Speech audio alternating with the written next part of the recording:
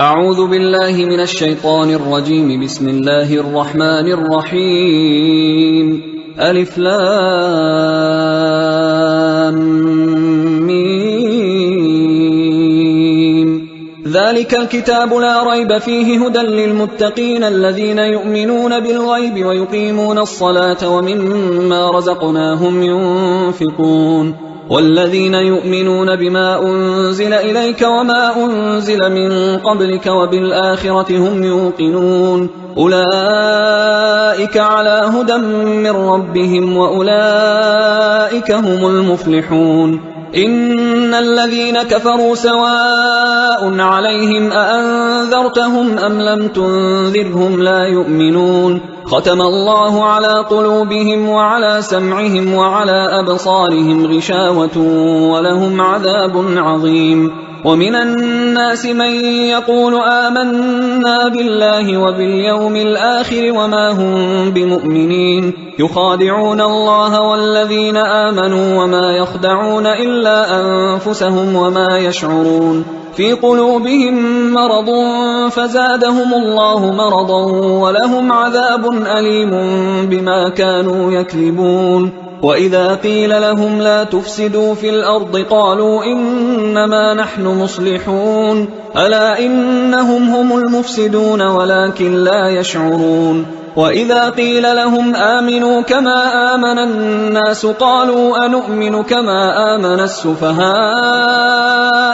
ألا إنهم هم السفهاء ولكن لا يعلمون. وإذا لقوا الذين آمنوا قالوا آمنا وإذا خلوا إلى شياطينهم قالوا إنا معكم إنما نحن مستهزئون. الله يستهزئ بهم ويمدهم في طغيانهم يعمهون. أولئك الذين اشتروا الضلالة بالهدى فما ربحت تجارتهم وما كانوا مهتدين. مثلهم كمثل الذي استوقد نارا فلما أضاءت ما حوله ذهب الله بنورهم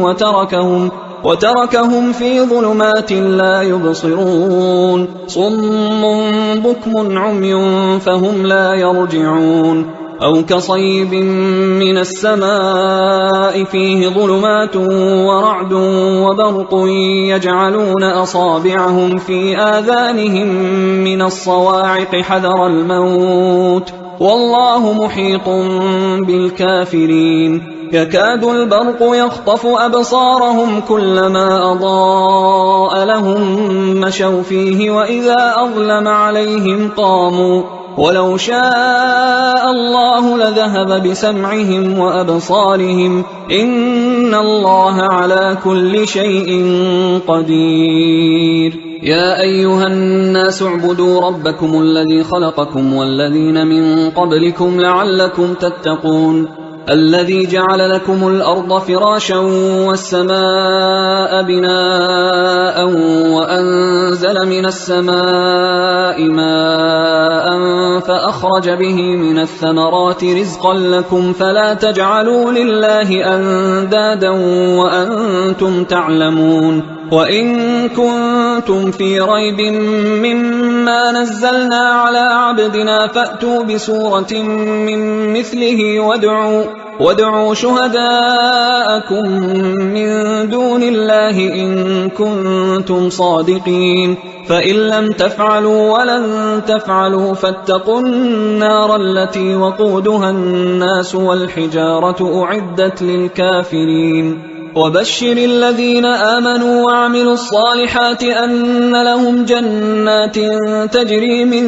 تحتها الأنهار كلما رزقوا منها من ثمرة رزقا قالوا هذا الذي رزقنا من قبل وأتوا به متشابها ولهم فيها أزواج مطهرة وهم فيها خالدون. إن الله لا يستحيي أن يضرب مثلا ما بعوضة فما فوقها فأما الذين آمنوا فيعلمون أنه الحق من ربهم، وأما الذين كفروا فيقولون ماذا أراد الله بهذا مثلا يضل به كثيرا ويهدي به كثيرا وما يضل به إلا الفاسقين الذين ينقضون عهد الله من بعد ميثاقه ويقطعون ما أمر الله به أن يوصل ويفسدون في الأرض،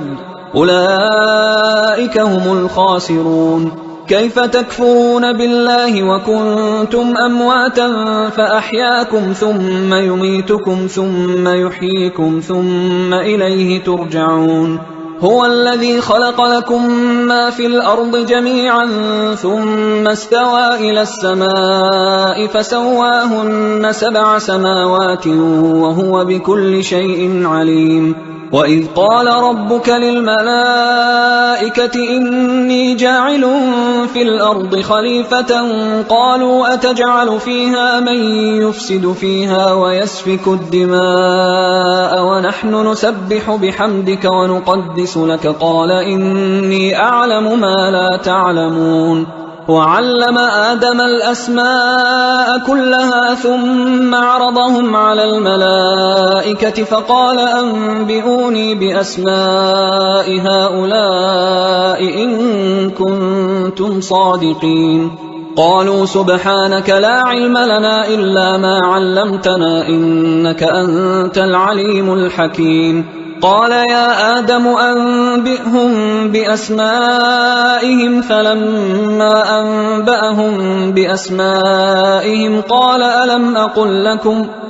ألم أقل لكم إني أعلم غيب السماوات والأرض وأعلم ما تبدون وما كنتم تكتمون. وإذ قلنا للملائكة اسجدوا لآدم فسجدوا إلا إبليس أبى واستكبر وكان من الكافرين. وقلنا يا آدم اسكن أنت وزوجك الجنة وكلا منها رغدا حيث شئتما ولا تقربا هذه الشجرة فتكونا من الظالمين. فأزلهما الشيطان عنها فأخرجهما مما كانا فيه وقلنا اهبطوا بعضكم لبعض عدو ولكم في الأرض مستقر ومتاع إلى حين. فتلقى آدم من ربه كلمات فتاب عليه إنه هو التواب الرحيم. قلنا اهبطوا منها جميعا فإما يأتينكم مني هدى فمن تبع هداي فلا خوف عليهم ولا هم يحزنون. والذين كفروا وكذبوا بآياتنا أولئك أصحاب النار هم فيها خالدون. يا بني إسرائيل اذكروا نعمتي التي أنعمت عليكم وأوفوا بعهدي أوف بعهدكم وإياي فارهبون. وآمنوا بما أنزلت مصدقا لما معكم ولا تكونوا أول كافر به ولا تشتروا بآياتي ثمنا قليلا وإياي فاتقون. ولا تلبسوا الحق بالباطل وتكتموا الحق وأنتم تعلمون. وأقيموا الصلاة وآتوا الزكاة واركعوا مع الراكعين. أتأمرون الناس بالبر وتنسون أنفسكم وأنتم تتلون الكتاب أفلا تعقلون. واستعينوا بالصبر والصلاة وإنها لكبيرة إلا على الخاشعين الذين يظنون أنهم ملاقو ربهم وأنهم إليه راجعون. يا بني إسرائيل اذكروا نعمتي التي أنعمت عليكم وأني فضلتكم على العالمين. واتقوا يوما لا تجزي نفس عن نفس شيئا ولا يقبل منها شفاعة ولا يؤخذ منها عدل ولا هم ينصرون. وإذ نجيناكم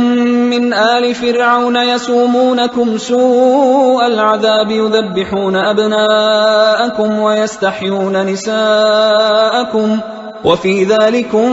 بلاء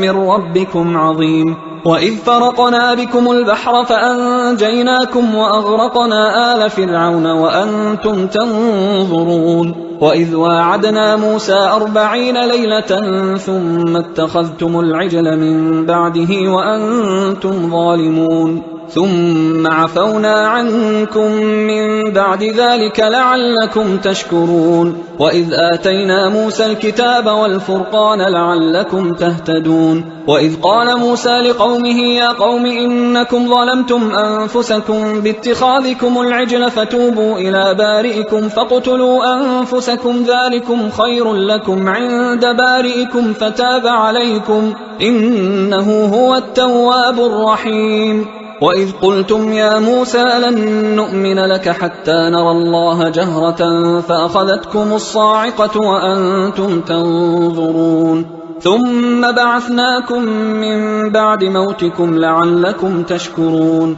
وظللنا عليكم الغمام وأنزلنا عليكم المن والسلوى كلوا من طيبات ما رزقناكم وما ظلمونا ولكن كانوا أنفسهم يظلمون وإذ قلنا ادخلوا هذه القرية فكلوا منها حيث شئتم رغدا وادخلوا الباب سجدا وقولوا حطة نغفر لكم خطاياكم وسنزيد المحسنين فبدل الذين ظلموا قولا غير الذي قيل لهم فأنزلنا على الذين ظلموا رجزا من السماء بما كانوا يفسقون وإذ استسقى موسى لقومه فقلنا اضرب بعصاك الحجر فانفجرت منه 12 عينا قد علم كل أناس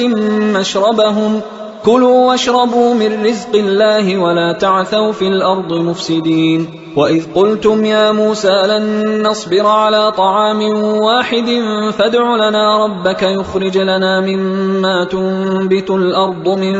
بقلها وقثائها وفومها وعدسها وبصلها قال أتستبدلون الذي هو أدنى بالذي هو خير اهبطوا مصرا فإن لكم ما سألتم وضربت عليهم الذلة والمسكنة وباءوا بغضب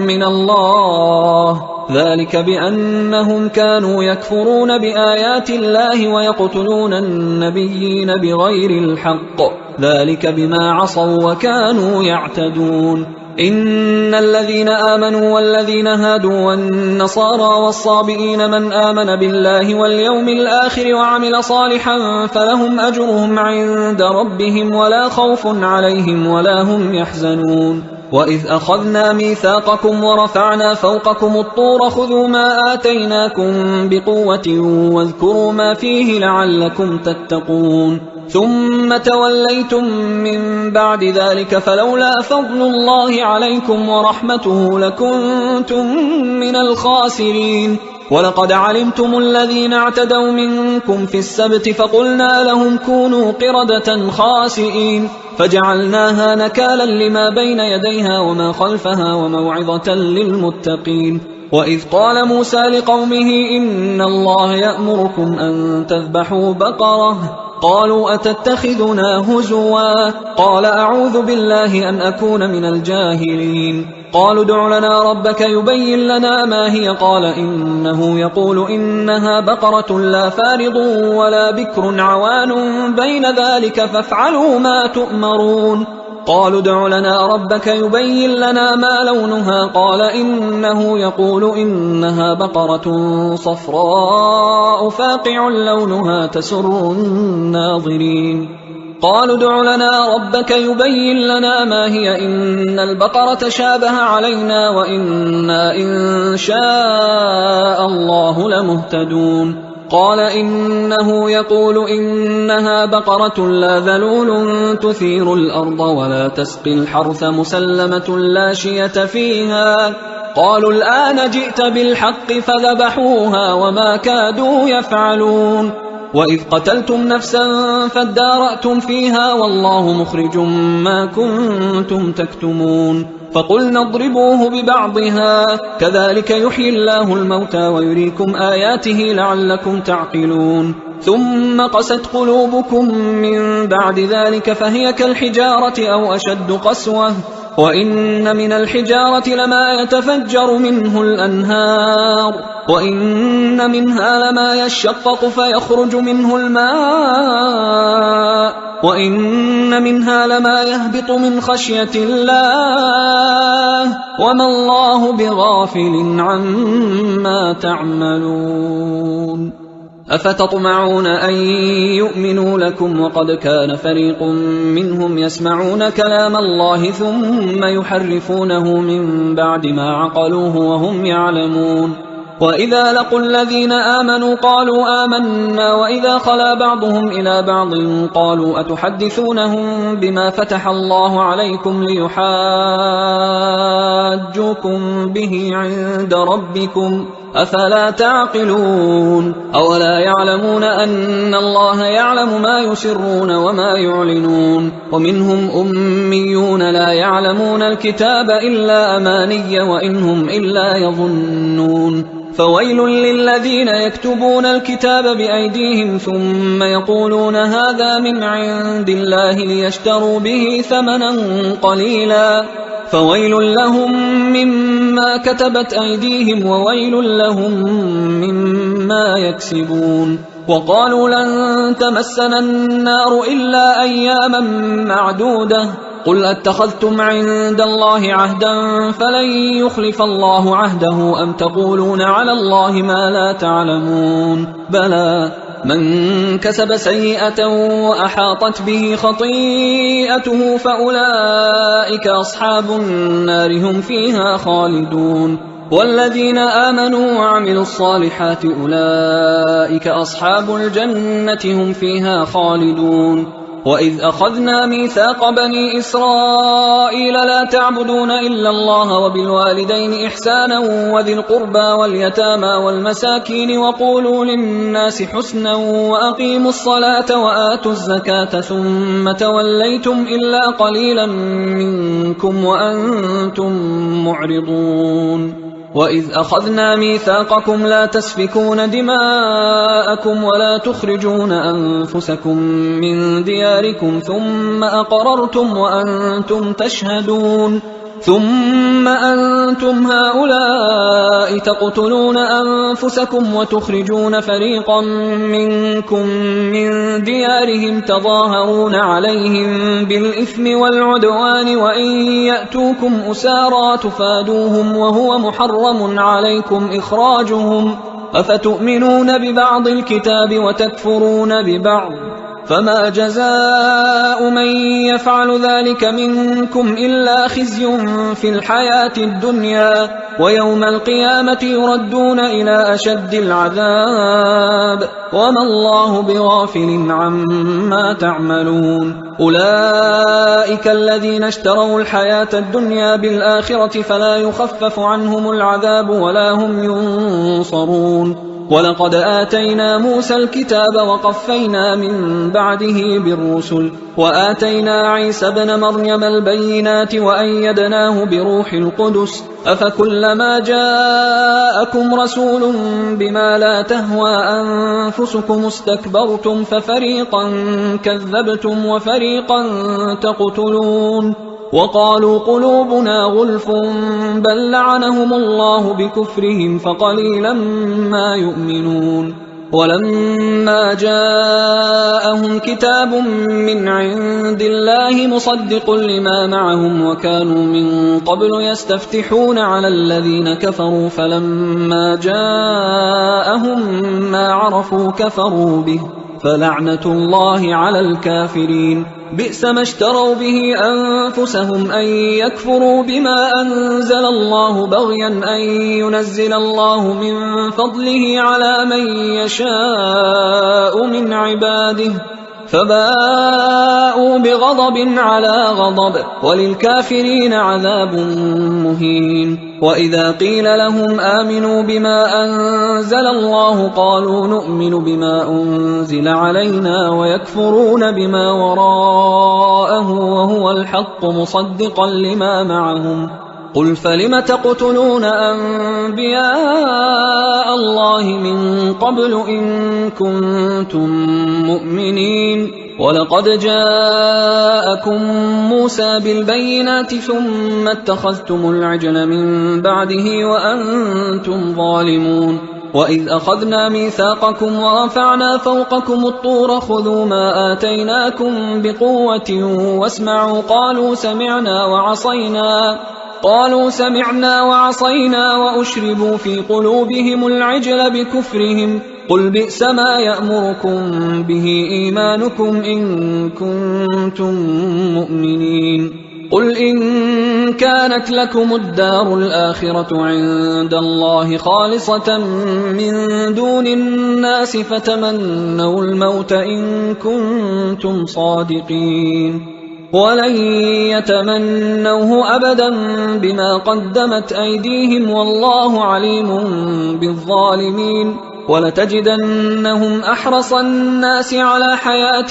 ومن الذين أشركوا يود أحدهم لو يعمر 1000 سنة وما هو بمزحزحه من العذاب أن يعمر والله بصير بما يعملون قل من كان عدوا لجبريل فإنه نزله على قلبك بإذن الله مصدقا لما بين يديه وهدى وبشرى للمؤمنين من كان عدوا لله وملائكته ورسله وجبريل وميكال فإن الله عدو للكافرين ولقد أنزلنا إليك آيات بينات وما يكفر بها إلا الفاسقون أوكلما عاهدوا عهدا نبذه فريق منهم بل أكثرهم لا يؤمنون ولما جاءهم رسول من عند الله مصدق لما معهم نبذ فريق من الذين أوتوا الكتاب كتاب الله وراء ظهورهم كأنهم لا يعلمون واتبعوا ما تتلو الشياطين على ملك سليمان وما كفر سليمان ولكن الشياطين كفروا يعلمون الناس السحر وما أنزل على الملكين ببابل هاروت وماروت وما يعلمان من أحد حتى يقولا إنما نحن فتنة فلا تكفر فيتعلمون منهما ما يفرقون به بين المرء وزوجه وما هم بضارين به من أحد إلا بإذن الله ويتعلمون ما يضرهم ولا ينفعهم ولقد علموا لمن اشتراه ما له في الآخرة من خلاق ولبئس ما شروا به أنفسهم لو كانوا يعلمون ولو أنهم آمنوا واتقوا لمثوبة من عند الله خير لو كانوا يعلمون يا أيها الذين آمنوا لا تقولوا راعنا وقولوا انظرنا واسمعوا وللكافرين عذاب أليم ما يود الذين كفروا من أهل الكتاب ولا المشركين أن ينزل عليكم من خير من ربكم والله يختص برحمته من يشاء والله ذو الفضل العظيم ما ننسخ من آية أو ننسها نأت بخير منها أو مثلها ألم تعلم أن الله على كل شيء قدير ألم تعلم أن الله له ملك السماوات والأرض وما لكم من دون الله من ولي ولا نصير أم تريدون أن تسألوا رسولكم كما سئل موسى من قبل ومن يتبدل الكفر بالإيمان فقد ضل سواء السبيل ود كثير من أهل الكتاب لو يردونكم من بعد إيمانكم كفارا حسدا من عند أنفسهم من بعد ما تبين لهم الحق فاعفوا واصفحوا حتى يأتي الله بأمره إن الله على كل شيء قدير وأقيموا الصلاة وآتوا الزكاة وما تقدموا لأنفسكم من خير تجدوه عند الله إن الله بما تعملون بصير. وقالوا لن يدخل الجنة إلا من كان هودا أو نصارى تلك أمانيهم قل هاتوا برهانكم إن كنتم صادقين بلى من أسلم وجهه لله وهو محسن فله أجره عند ربه ولا خوف عليهم ولا هم يحزنون. وقالت اليهود ليست النصارى على شيء وقالت النصارى ليست اليهود على شيء وهم يتلون الكتاب كذلك قال الذين لا يعلمون مثل قولهم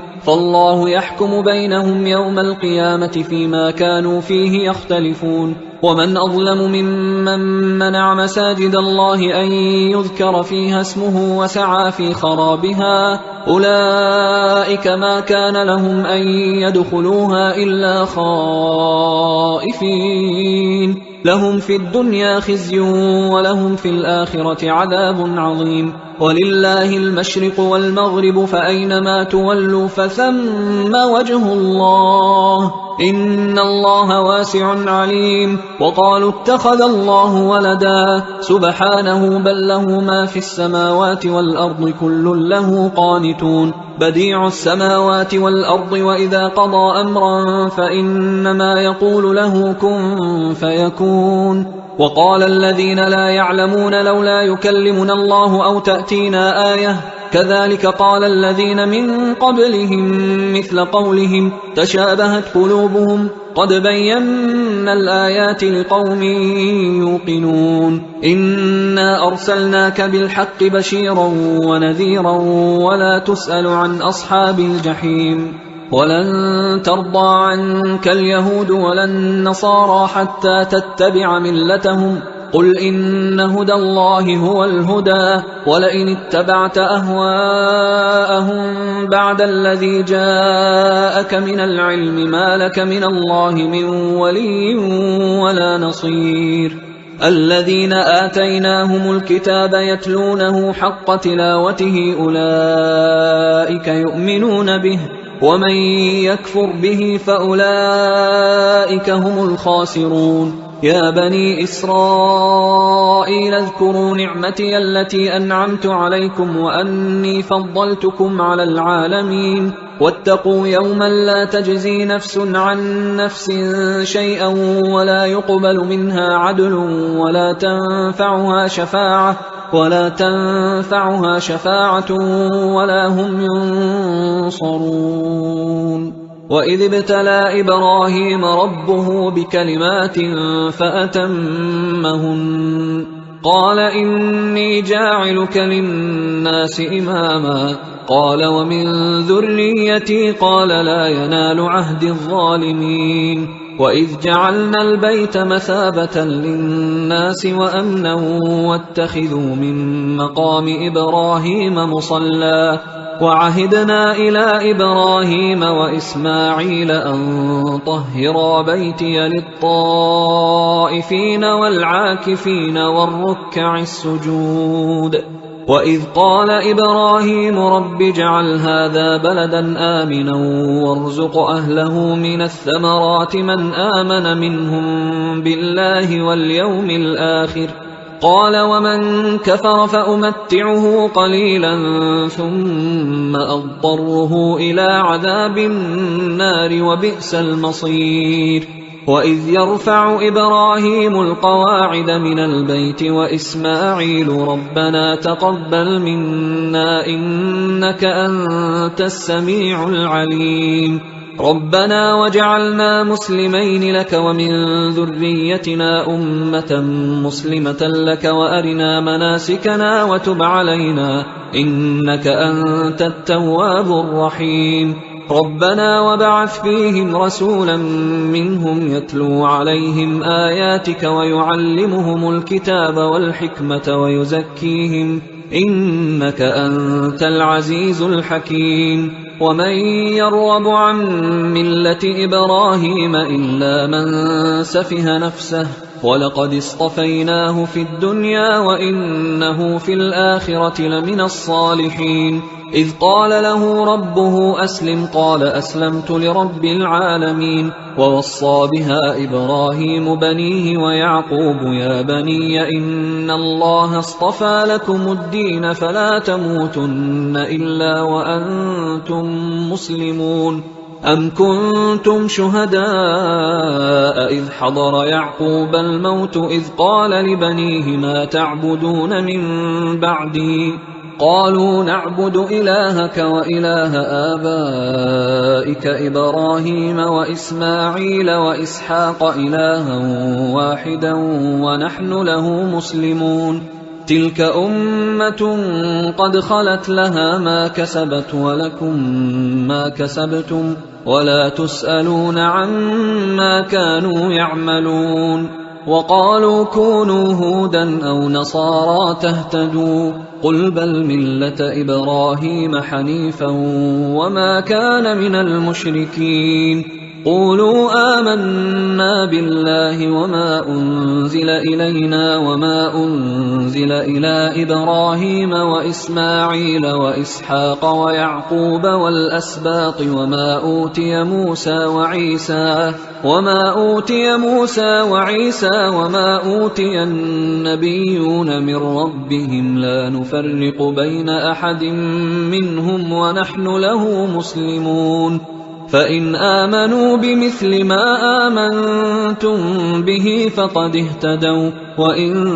تولوا فإنما هم في شقاق فسيكفيكهم الله وهو السميع العليم صبغة الله ومن أحسن من الله صبغة ونحن له عابدون قل أتحاجوننا في الله وهو ربنا وربكم ولنا أعمالنا ولكم أعمالكم ونحن له مخلصون أم تقولون إن إبراهيم وإسماعيل وإسحاق ويعقوب والأسباط كانوا هودا أو نصارى قل أأنتم أعلم أم الله ومن أظلم ممن كتم شهادة عنده من الله وما الله بغافل عما تعملون تلك أمة قد خلت لها ما كسبت ولكم ما كسبتم ولا تسألون عما كانوا يعملون سيقول السفهاء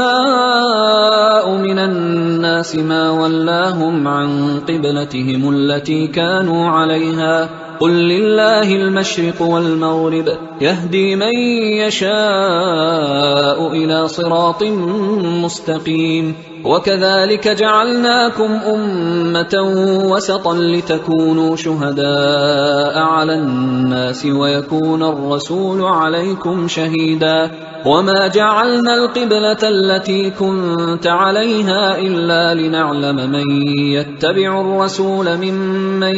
ينقلب على عقبيه وإن كانت لكبيرة إلا على الذين هدى الله وما كان الله ليضيع إيمانكم إن الله بالناس لرؤوف رحيم قد نرى تقلب وجهك في السماء فلنولينك قبلة ترضاها فول وجهك شطر المسجد الحرام وحيث ما كنتم فولوا وجوهكم شطره وإن الذين أوتوا الكتاب ليعلمون أنه الحق من ربهم وما الله بغافل عما يعملون ولئن أتيت الذين أوتوا الكتاب بكل آية ما تبعوا قبلتك وما أنت بتابع قبلتهم وما بعضهم بتابع قبلة بعض ولئن اتبعت أهواءهم من بعد ما جاءك من العلم إنك إذا لمن الظالمين الذين آتيناهم الكتاب يعرفونه كما يعرفون أبناءهم وإن فريقا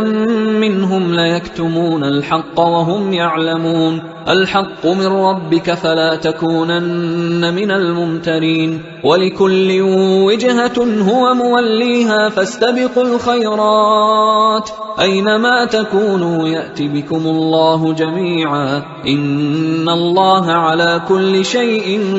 قدير ومن حيث خرجت فول وجهك شطر المسجد الحرام وإنه للحق من ربك وما الله بغافل عما تعملون ومن حيث خرجت فول وجهك شطر المسجد الحرام وحيث ما كنتم فولوا وجوهكم شطره لئلا يكون للناس عليكم حجة إلا الذين ظلموا منهم فلا تخشوهم واخشوني ولأتم نعمتي عليكم ولعلكم تهتدون كما أرسلنا فيكم رسولا منكم يتلو عليكم آياتنا ويزكيكم ويعلمكم الكتاب والحكمة ويعلمكم ما لم تكونوا تعلمون فاذكروني أذكركم واشكروا لي ولا تكفرون يا أيها الذين آمنوا استعينوا بالصبر والصلاة إن الله مع الصابرين ولا تقولوا لمن يقتل في سبيل الله أموات بل أحياء ولكن لا تشعرون ولنبلونكم بشيء من الخوف والجوع ونقص من الأموال والأنفس والثمرات وبشر الصابرين الذين إذا أصابتهم مصيبة قالوا إنا لله وإنا إليه راجعون أولئك عليهم صلوات من ربهم ورحمة وأولئك هم المهتدون إن الصفا والمروة من شعائر الله فمن حج البيت أو اعتمر فلا جناح عليه أن يطوف بهما ومن تطوع خيرا فإن الله شاكر عليم إن الذين يكتمون ما أنزلنا من البينات والهدى من بعد ما بيناه للناس في الكتاب أولئك يلعنهم الله ويلعنهم اللاعنون إلا الذين تابوا وأصلحوا وبينوا فأولئك أتوب عليهم وأنا التواب الرحيم إن الذين كفروا وماتوا وهم كفار أولئك عليهم لعنة الله والملائكة والناس أجمعين خالدين فيها لا يخفف عنهم العذاب ولا هم ينظرون وإلهكم إله واحد لا إله إلا هو الرحمن الرحيم إن في خلق السماوات والأرض واختلاف الليل والنهار والفلك التي تجري في البحر بما ينفع الناس وما أنزل الله من السماء من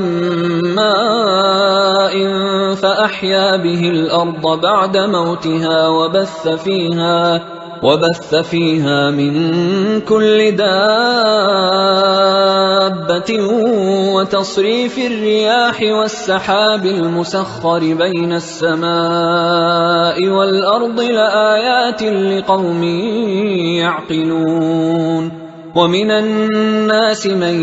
يتخذ من دون الله أندادا يحبونهم كحب الله والذين آمنوا أشد حبا لله ولو يرى الذين ظلموا إذ يرون العذاب أن القوة لله جميعا وأن الله شديد العذاب إذ تبرأ الذين اتبعوا من الذين اتبعوا ورأوا العذاب وتقطعت بهم الأسباب وقال الذين اتبعوا لو أن لنا كرة فنتبرأ منهم كما تبرأوا منا كذلك يريهم الله أعمالهم حسرات عليهم وما هم بخارجين من النار. يا أيها الناس كلوا مما في الأرض حلالا طيبا ولا تتبعوا خطوات الشيطان إنه لكم عدو مبين. إنما يأمركم بالسوء والفحشاء وأن تقولوا على الله ما لا تعلمون. وإذا قيل لهم اتبعوا ما أنزل الله قالوا بل نتبع ما ألفينا عليه آباءنا أولو كان آباؤهم لا يعقلون شيئا ولا يهتدون. ومثل الذين كفروا كمثل الذي ينعق بما لا يسمع إلا دعاء ونداء صم بكم عمي فهم لا يعقلون. يا أيها الذين آمنوا كلوا من طيبات ما رزقناكم واشكروا لله إن كنتم إياه تعبدون.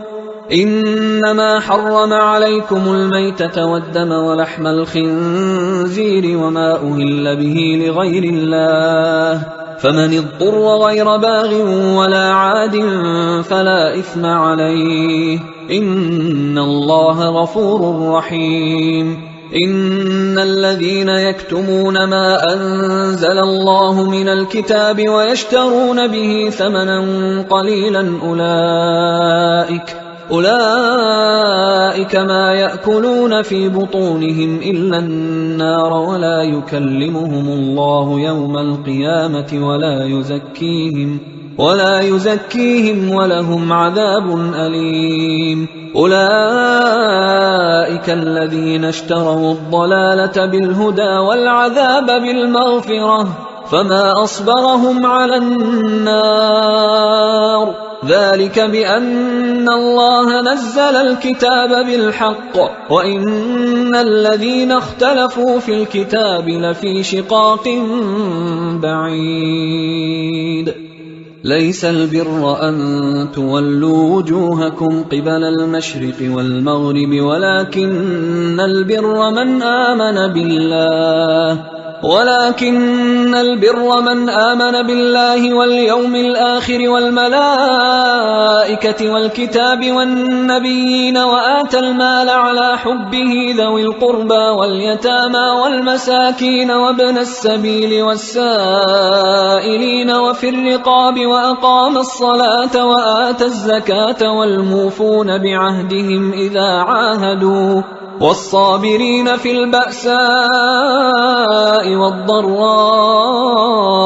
وحين البأس أولئك الذين صدقوا وأولئك هم المتقون. يا أيها الذين آمنوا كتب عليكم القصاص في القتلى الحر بالحر والعبد بالعبد والأنثى بالأنثى فمن عفي له من أخيه شيء فاتباع بالمعروف وأداء إليه بإحسان ذلك تخفيف من ربكم ورحمة فمن اعتدى بعد ذلك فله عذاب أليم. ولكم في القصاص حياة يا أولي الألباب لعلكم تتقون. كتب عليكم إذا حضر أحدكم الموت إن ترك خيرا الوصية للوالدين والأقربين بالمعروف حقا على المتقين فمن بدله بعدما سمعه فإنما إثمه على الذين يبدلونه إن الله سميع عليم. فمن خاف من موص جنفا أو إثما فأصلح بينهم فلا إثم عليه إن الله غفور رحيم. يا أيها الذين آمنوا كتب عليكم الصيام كما كتب على الذين من قبلكم لعلكم تتقون أياما معدودات فمن كان منكم مريضا أو على سفر فعدة من أيام أخر وعلى الذين يطيقونه فدية طعام مسكين فمن تطوع خيرا فهو خير له وأن تصوموا خير لكم إن كنتم تعلمون شهر رمضان الذي أنزل فيه القرآن هدى للناس وبينات من الهدى والفرقان فمن شهد منكم الشهر فليصمه ومن كان مريضا أو على سفر فعدة من أيام أخر يريد الله بكم اليسر ولا يريد بكم العسر ولتكملوا العدة ولتكبروا الله على ما هداكم ولعلكم تشكرون وإذا سألك عبادي عني فإني قريب أجيب دعوة الداعي إذا دعان فليستجيبوا لي وليؤمنوا بي لعلهم يرشدون أحل لكم ليلة الصيام الرفث إلى نسائكم هن لباس لكم وأنتم لباس لهن علم الله أنكم كنتم تختانون أنفسكم فتاب عليكم وعفى عنكم فالآن باشروهن وابتغوا ما كتب الله لكم وكلوا واشربوا حتى يتبين لكم الخيط الأبيض من الخيط الأسود من الفجر ثم أتموا الصيام إلى الليل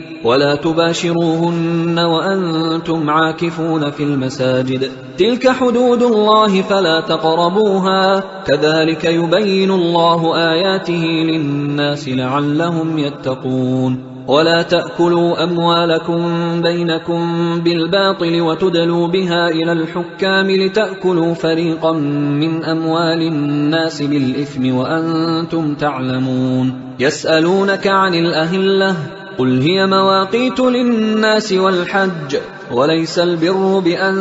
تأتوا البيوت من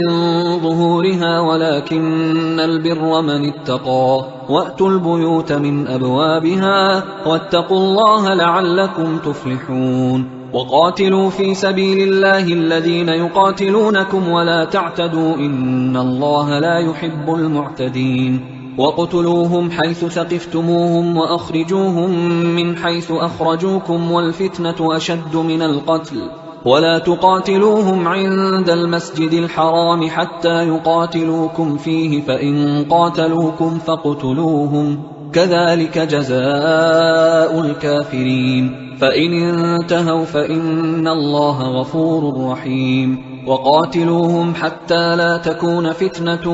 ويكون الدين لله فإن انتهوا فلا عدوان إلا على الظالمين الشهر الحرام بالشهر الحرام والحرمات قصاص فمن اعتدى عليكم فاعتدوا عليه بمثل ما اعتدى عليكم واتقوا الله واعلموا أن الله مع المتقين وأنفقوا في سبيل الله ولا تلقوا بأيديكم إلى التهلكة وأحسنوا إن الله يحب المحسنين وأتموا الحج والعمرة لله فإن أحصرتم فما استيسر من الهدي ولا تحلقوا رؤوسكم حتى يبلغ الهدي محله فمن كان منكم مريضا أو به أذى من رأسه ففدية من صيام أو صدقة أو نسك فإذا أمنتم فمن تمتع بالعمرة إلى الحج فما استيسر من الهدي فمن لم يجد فصيام 3 أيام في الحج و7 إذا رجعتم تلك 10 كاملة ذلك لمن لم يكن أهله حاضر المسجد الحرام واتقوا الله واعلموا أن الله شديد العقاب الحج أشهر معلومات فمن فرض فيهن الحج فلا رفث ولا فسوق ولا جدال في الحج وما تفعلوا من خير يعلمه الله وتزودوا فإن خير الزاد التقوى واتقون يا أولي الألباب ليس عليكم جناح أن تبتغوا فضلا من ربكم فإذا أفضتم من عرفات فاذكروا الله عند المشعر الحرام واذكروه كما هداكم وإن كنتم من قبله لمن الضالين ثم أفيضوا من حيث أفاض الناس واستغفروا الله إن الله غفور رحيم فإذا قضيتم مناسككم فاذكروا الله كذكركم آباءكم أو أشد ذكرا فمن الناس من يقول ربنا آتنا في الدنيا وما له في الآخرة من خلاق ومنهم من يقول ربنا آتنا في الدنيا حسنة وفي الآخرة حسنة وقنا عذاب النار أولئك لهم نصيب مما كسبوا والله سريع الحساب واذكروا الله في أيام معدودات فمن تعجل في يومين فلا إثم عليه ومن تأخر فلا إثم عليه لمن اتقى واتقوا الله واعلموا أنكم إليه تحشرون ومن الناس من يعجبك قوله في الحياة الدنيا ويشهد الله على ما في قلبه وهو ألد الخصام وإذا تولى سعى في الأرض ليفسد فيها ويهلك الحرث والنسل والله لا يحب الفساد وإذا قيل له اتق الله أخذته العزة بالإثم فحسبه جهنم ولبئس المهاد ومن الناس من يشري نفسه ابتغاء مرضات الله والله رؤوف بالعباد يا أيها الذين آمنوا ادخلوا في السلم كافة ولا تتبعوا خطوات الشيطان إنه لكم عدو مبين فإن زللتم من بعد ما جاءتكم البينات فاعلموا أن الله عزيز حكيم هل ينظرون إلا أن يأتيهم الله في ظلل من الغمام والملائكة وقضي الأمر وإلى الله ترجع الأمور سل بني إسرائيل كم آتيناهم من آية بينة ومن يبدل نعمة الله من بعد ما جاءته فإن الله شديد العقاب زين للذين كفروا الحياة الدنيا ويسخرون من الذين آمنوا والذين اتقوا فوقهم يوم القيامة والله يرزق من يشاء بغير حساب كان الناس أمة واحدة فبعث الله النبيين مبشرين ومنذرين وأنزل معهم الكتاب بالحق ليحكم بين الناس فيما اختلفوا فيه وما اختلف فيه إلا الذين أوتوه من بعد ما جاءتهم البينات بغيا بينهم فهدى الله الذين آمنوا لما اختلفوا فيه من الحق بإذنه والله يهدي من يشاء إلى صراط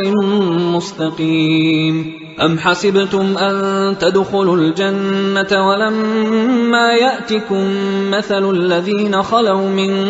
قبلكم مستهم البأساء والضراء وزلزلوا حتى يقول الرسول والذين آمنوا معه متى نصر الله ألا إن نصر الله قريب يسألونك ماذا ينفقون قل ما أنفقتم من خير فللوالدين والأقربين واليتامى والمساكين وابن السبيل وما تفعلوا من خير فإن الله به عليم كتب عليكم القتال وهو كره لكم وعسى أن تكرهوا شيئا وهو خير لكم وعسى أن تحبوا شيئا وهو شر لكم والله يعلم وأنتم لا تعلمون يسألونك عن الشهر الحرام قتال فيه قل قتال فيه كبير وصد عن سبيل الله وكفر به والمسجد الحرام وإخراج أهله منه أكبر عند الله والفتنة أكبر من القتل ولا يزالون يقاتلونكم حتى يردوكم عن دينكم إن استطاعوا ومن يرتدد منكم عن دينه فيمت وهو كافر فأولئك حبطت أعمالهم في الدنيا والآخرة وأولئك أصحاب النار هم فيها خالدون إن الذين آمنوا والذين هاجروا وجاهدوا في سبيل الله أولئك يرجون رحمة الله والله غفور رحيم يسألونك عن الخمر والميسر قل فيهما إثم كبير ومنافع للناس وإثمهما أكبر من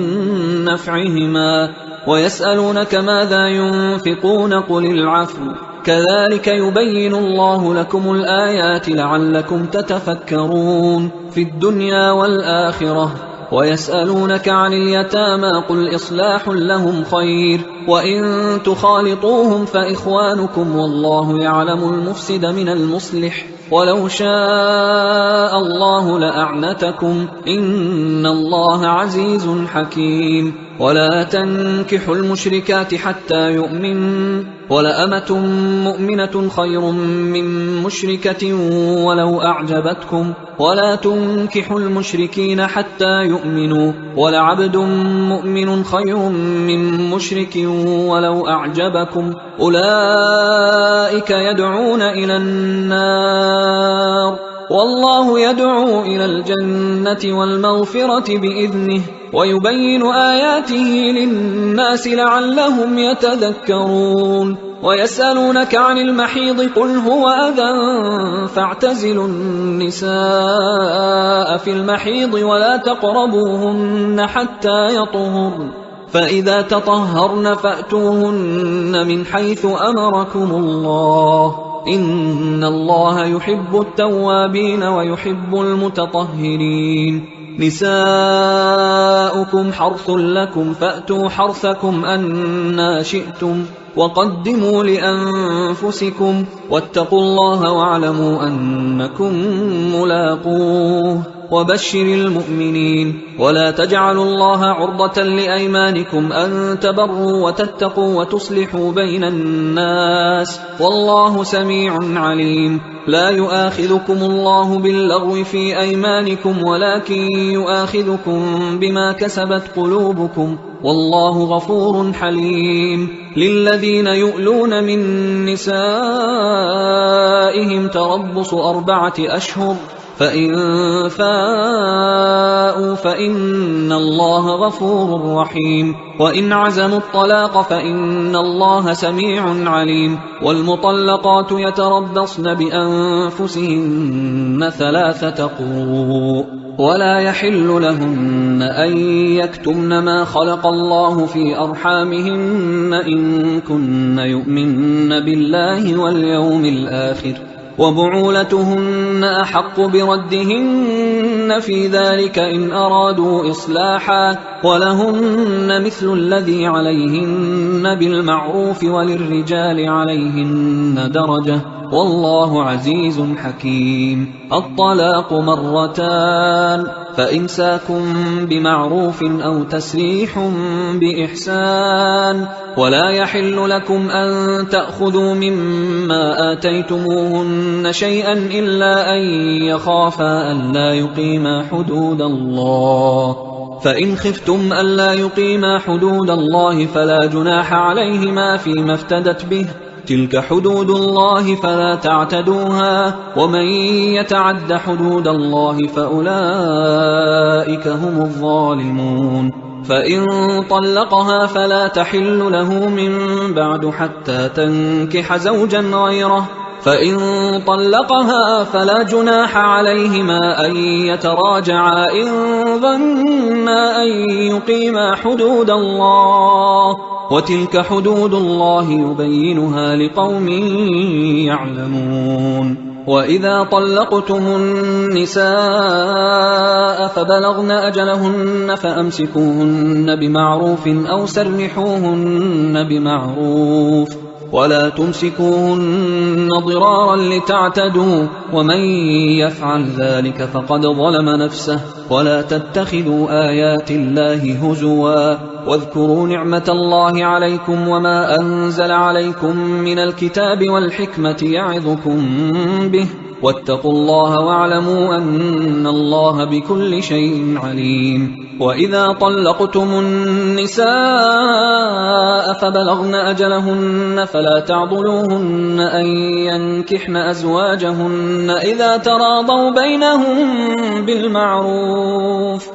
ذلك يوعظ به من كان منكم يؤمن بالله واليوم الآخر، ذلكم أزكى لكم وأطهر، والله يعلم وأنتم لا تعلمون.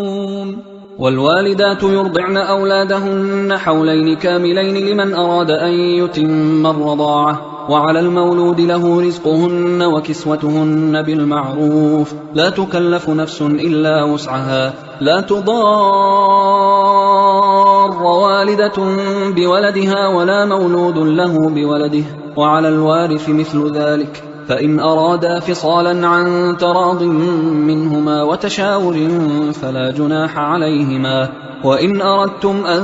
تسترضعوا أولادكم فلا جناح عليكم إذا سلمتم ما آتيتم بالمعروف، واتقوا الله واعلموا أن الله بما تعملون بصير. والذين يتوفون منكم ويذرون أزواجا يتربصن بأنفسهن 4 أشهر و10، فإذا بلغن أجلهن فلا جناح عليكم فيما فعلن في أنفسهن بالمعروف، والله بما تعملون خبير. ولا جناح عليكم فيما عرضتم به من خطبة النساء أو أكننتم في أنفسكم، علم الله أنكم ستذكرونهن ولكن لا تواعدوهن سرا إلا أن تقولوا قولا معروفا، ولا تعزموا عقدة النكاح حتى يبلغ الكتاب أجله، واعلموا أن الله يعلم ما في أنفسكم فاحذروه، واعلموا أن الله غفور حليم. لا جناح عليكم إن طلقتم النساء ما لم تمسوهن أو تفرضوا لهن فريضة، ومتعوهن على الموسع قدره وعلى المقتر قدره متاعا بالمعروف حقا على المحسنين. وإن طلقتموهن من قبل أن تمسوهن وقد فرضتم لهن فريضة فنصف ما فرضتم إلا أن يعفون أو يعفو الذي بيده عقدة النكاح، وأن تعفوا أقرب للتقوى، ولا تنسوا الفضل بينكم، إن الله بما تعملون بصير. حافظوا على الصلوات والصلاة الوسطى وقوموا لله قانتين، فإن خفتم فرجالا أو ركبانا، فإذا أمنتم فاذكروا الله كما علمكم ما لم تكونوا تعلمون. والذين يتوفون منكم ويذرون أزواجا وصية لأزواجهم متاعا إلى الحول غير إخراج، فإن خرجن فلا جناح عليكم فيما فعلن في أنفسهن من معروف، والله عزيز حكيم. وللمطلقات متاع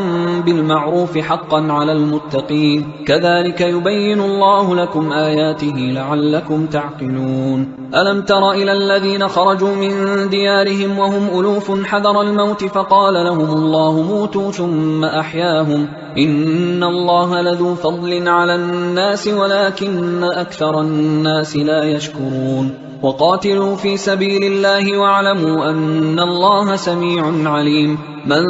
ذا الذي يقرض الله قرضا حسنا فيضاعفه له أضعافا كثيرة والله يقبض ويبسط وإليه ترجعون. ألم تر إلى الملأ من بني إسرائيل من بعد موسى إذ قالوا لنبي له مبعث لنا ملكا نقاتل في سبيل الله قال هل عسيتم إن كتب عليكم القتال ألا تقاتلوا قالوا وما لنا ألا نقاتل في سبيل الله وقد أخرجنا من ديارنا وأبنائنا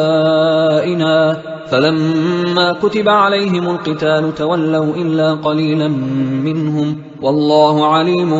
بالظالمين. وقال لهم نبيهم إن الله قد بعث لكم طالوت ملكا قالوا أنى يكون له الملك علينا ونحن أحق بالملك منه ولم يؤت سعة من المال قال إن الله اصطفاه عليكم وزاده بسطة في العلم والجسم والله يؤتي ملكه من يشاء والله واسع عليم. وقال لهم نبيهم إن آية ملكه أن يأتيكم التابوت فيه سكينة من ربكم وبقية مما ترك آل موسى وآل هارون تحمله الملائكة إن في ذلك لآية لكم إن كنتم مؤمنين. فلما فصل طالوت بالجنود قال إن الله مبتليكم بنهر فمن شرب منه فليس مني ومن لم يطعمه فإنه مني إلا من اغترف غرفة بيده فشربوا منه إلا قليلا منهم فلما جاوزه هو والذين آمنوا معه قالوا لا طاقة لنا اليوم بجالوت وجنوده قال الذين يظنون أنهم ملاقوا الله كم من فئة قليلة غلبت فئة كثيرة بإذن الله والله مع الصابرين. ولما برزوا لجالوت وجنوده قالوا ربنا أفرغ علينا صبرا وثبت أقدامنا وانصرنا على القوم الكافرين فهزموهم بإذن الله. وقتل داود جالوت وآتاه الله الملك والحكمة وعلمه مما يشاء ولولا دفع الله الناس بعضهم ببعض لفسدت الأرض ولكن الله ذو فضل على العالمين. تلك آيات الله نتلوها عليك بالحق وإنك لمن المرسلين. تلك الرسل فضلنا بعضهم على بعض منهم من كلم الله ورفع بعضهم درجات وآتينا عيسى ابن مريم البينات وأيدناه بروح القدس ولو شاء الله ما اقتتل الذين من بعدهم من بعد ما جاءتهم البينات ولكن اختلفوا فمنهم من آمن ومنهم من كفر ولو شاء الله ما اقتتلوا ولكن الله يفعل ما يريد. يا أيها الذين آمنوا أنفقوا مما رزقناكم من قبل أن يأتي يوم لا بيع فيه ولا خلة ولا شفاعة والكافرون هم الظالمون. الله لا إله إلا هو الحي القيوم لا تأخذه سنة ولا نوم له ما في السماوات وما في الأرض من ذا الذي يشفع عنده إلا بإذنه يعلم ما بين أيديهم وما خلفهم ولا يحيطون بشيء من علمه إلا بما شاء وسع كرسيه السماوات والأرض ولا يؤوده حفظهما وهو العلي العظيم. لا إكراه في الدين قد تبين الرشد من الغي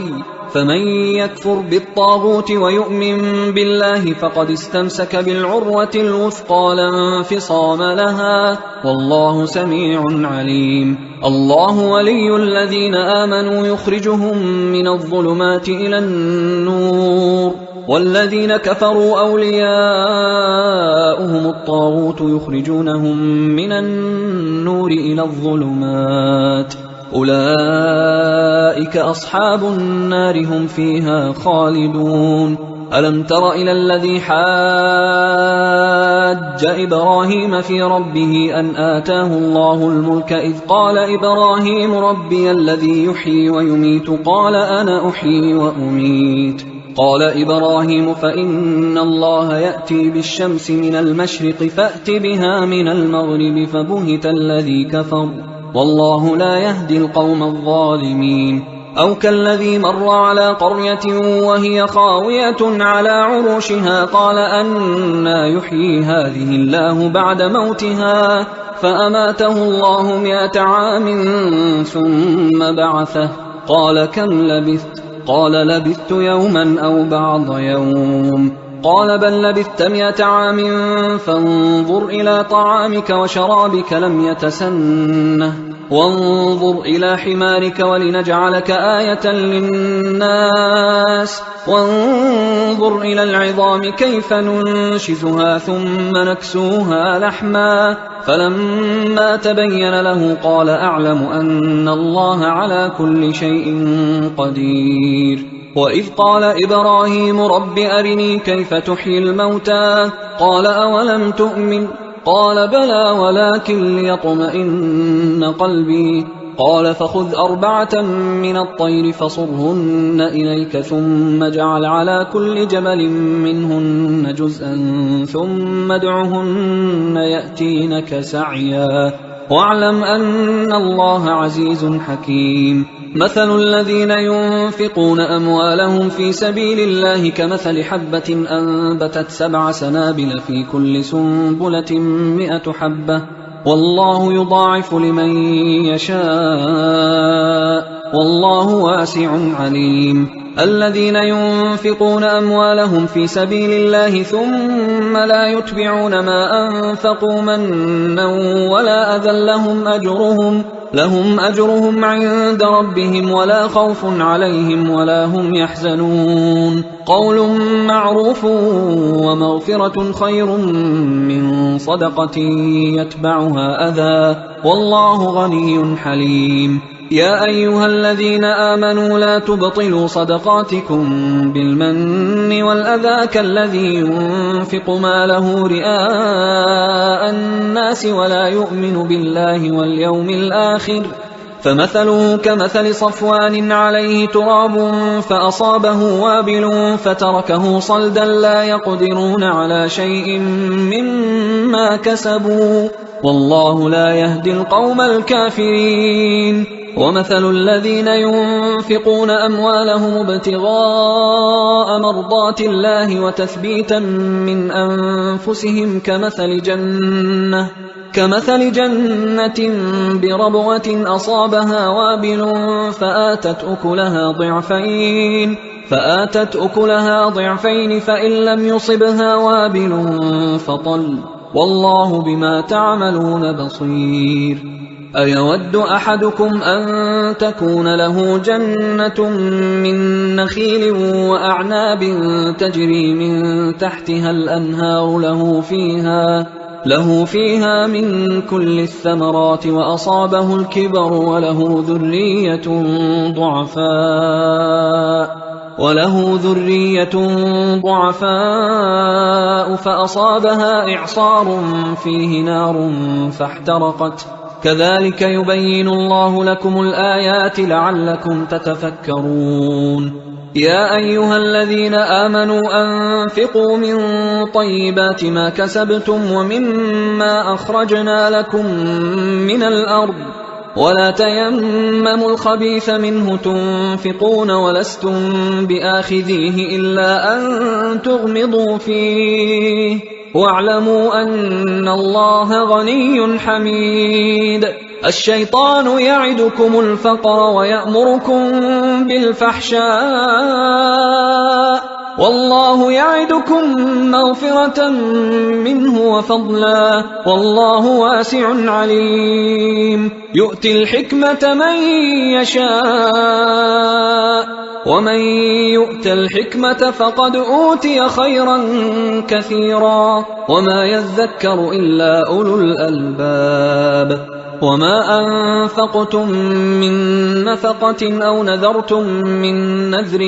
فإن الله يعلمه وما للظالمين من أنصار إن تبدوا الصدقات فنعما هي، وإن تخفوها وتؤتوها الفقراء فهو خير لكم ويكفر عنكم من سيئاتكم والله بما تعملون خبير. ليس عليك هداهم ولكن الله يهدي من يشاء. وما تنفقوا من خير فلأنفسكم وما تنفقون إلا ابتغاء وجه الله وما تنفقوا من خير يوفى إليكم وأنتم لا تظلمون. للفقراء الذين أحصروا في سبيل الله لا يستطيعون ضربا في الأرض يحسبهم الجاهل أغنياء من التعفف تعرفهم بسيماهم لا يسألون الناس إلحافا. وما تنفقوا من خير فإن الله به عليم. الذين ينفقون أموالهم بالليل والنهار سرا وعلانية فلهم أجرهم عند ربهم ولا خوف عليهم ولا هم يحزنون. الذين يأكلون الربا لا يقومون إلا كما يقوم الذي يتخبطه الشيطان من المس، ذلك بأنهم قالوا إنما البيع مثل الربا وأحل الله البيع وحرم الربا. فمن جاءه موعظة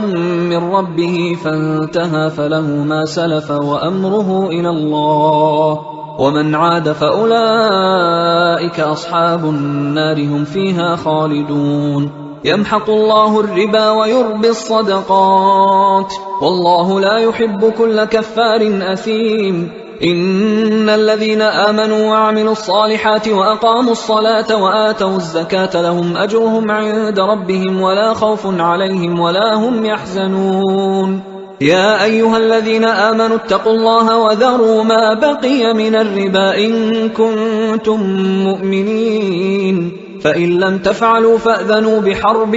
من الله ورسوله، وإن تبتم فلكم رؤوس أموالكم لا تظلمون ولا تظلمون. وإن كان ذو عسرة فنظرة إلى ميسرة وأن تصدقوا خير لكم إن كنتم تعلمون. واتقوا يوما ترجعون فيه إلى الله ثم توفى كل نفس ما كسبت وهم لا يظلمون. يا أيها الذين آمنوا إذا تداينتم بدين إلى أجل مسمى فاكتبوه وليكتب بينكم كاتب بالعدل ولا يأب كاتب أن يكتب كما علمه الله، فليكتب وليملل الذي عليه الحق وليتق الله ربه ولا يبخس منه شيئا، فإن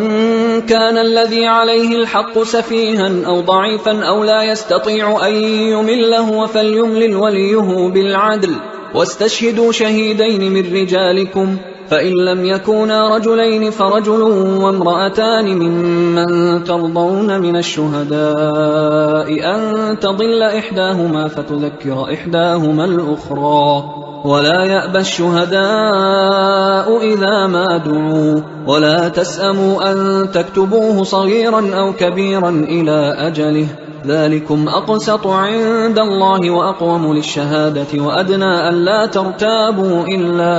إلا أن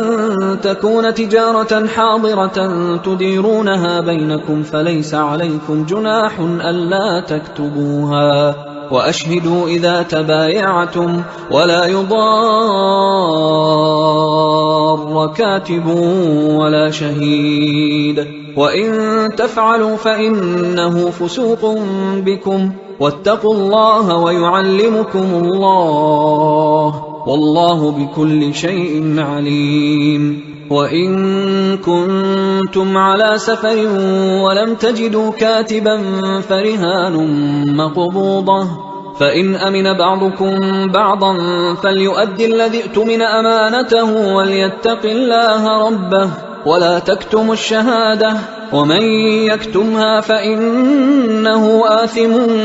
قلبه والله بما تعملون عليم. لله ما في السماوات وما في الأرض وإن تبدوا ما في أنفسكم أو تخفوه يحاسبكم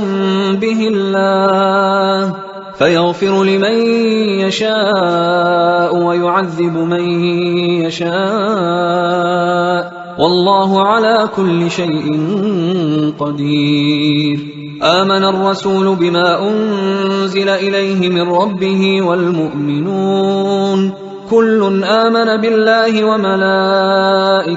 وكتبه ورسله لا نفرق بين أحد من رسله وقالوا سمعنا وأطعنا غفرانك ربنا وإليك المصير. لا يكلف الله نفسا إلا وسعها لها ما كسبت وعليها ما اكتسبت ربنا لا تؤاخذنا إن نسينا أو أخطأنا ربنا ولا تحمل علينا إصرا